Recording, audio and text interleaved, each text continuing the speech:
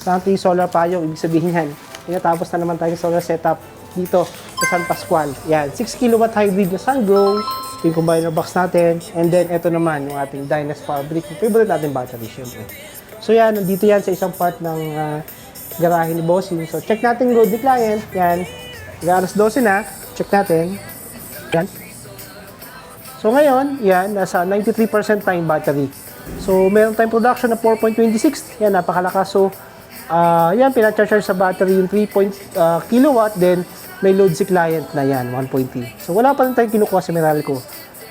Powered by the solar pa rin, kayang-kaya niya yung pag-charge sa battery at the same time yung load ni client. So yan. Ganda ng interface natin. SunGrow. Yan. Ganda ng inverter na yan. Tagal ng warranty. And syempre, dito, combiner box natin.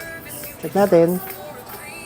So yung DC, DC SPD, AC, AC SPD. Syempre, battery breaker natin, YRO. So lahat ng breakers natin branded para safe na safe ng client natin.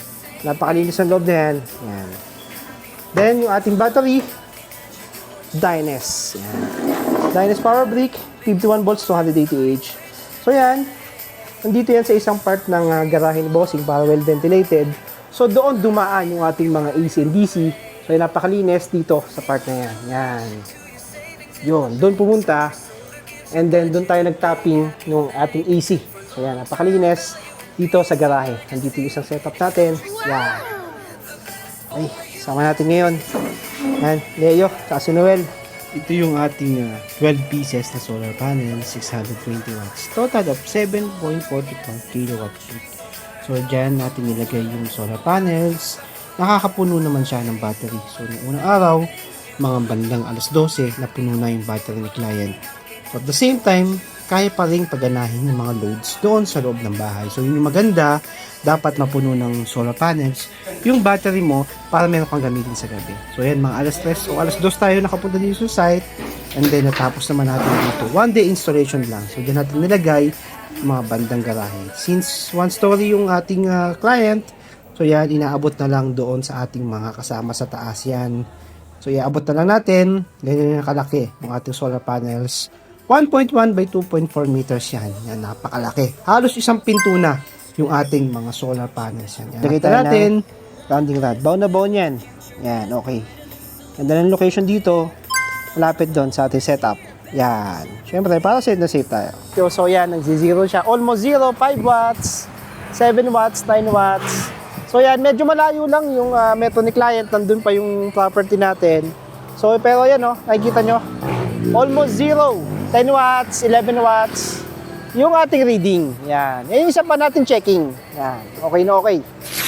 Ito yung ating SunGrow app. So, makikita nyo rin yan sa cellphone.